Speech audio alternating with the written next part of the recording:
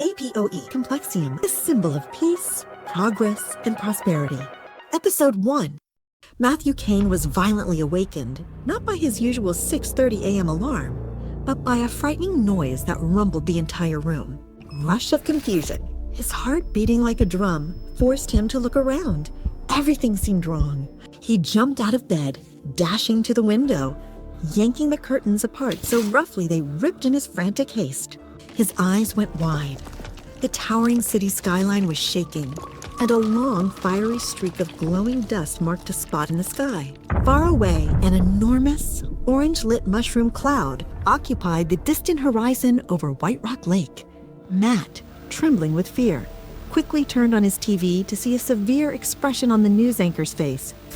The anchor confirmed a huge rock from space had crashed near the lake, generating shockwaves. The blast had shattered the windows of all buildings near the lake, injuring thousands, but thankfully all had survived.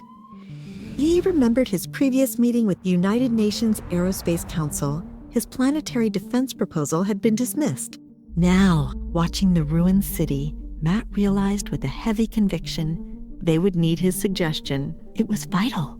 It was about safeguarding the world and all living on it from terrifying objects from the void of space. Before he could formulate a plan, the distinct sound of his phone ringing sliced through the silence. Lorna, concerned, asked, "Matt, did you see the news?"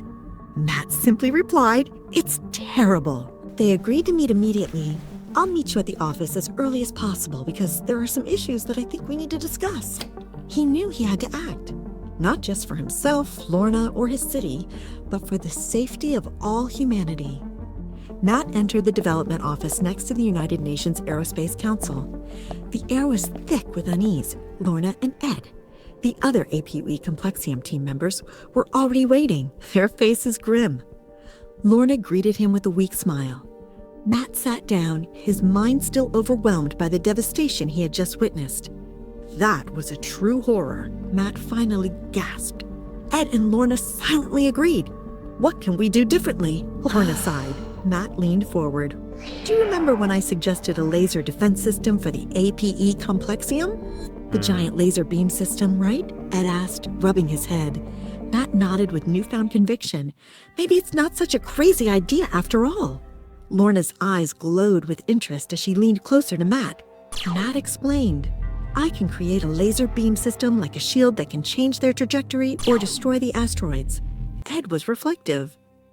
"It's a great idea, Matt, but it would take an enormous effort, resources, and a lot of money." "But after what happened today, who's to say this wasn't necessary?" Matt declared. "We can't sit idly by." Lorna added, "The system must also replace our current, obsolete International Space Station. We need cutting-edge technology." But the vision grew beyond defense. Matt proposed using the lasers to propel mini-satellite solar sails toward distant exoplanets. Lorna's eyes lit up. Habitable zones. The closest Earth-like planet is Proxima Centauri b, 4.2 light-years away. Ed reacted promptly, tinged with excitement. "And what is over there?" he asked, fascinated. They speculated on the types of life forms, bacteria, viruses, or a whole new ecology utterly different from our own. The Dallas tragedy had been a brutal wake-up call, but it also catalyzed their grand, unifying vision for humanity.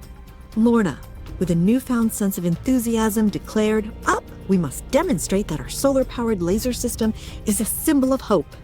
Matt agreed. They would provide an abstract with detailed flowcharts and calculations to demonstrate the system's strength. Ed nodded.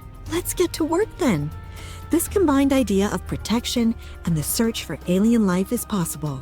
Driven by devotion, the three meticulously reviewed all possibilities late into the day, their work fueling a new destiny for humankind. From the world of MDOTKANE. Stay tuned for next episodes. Make sure to like this video, subscribe the channel, and hit the bell icon for more updates.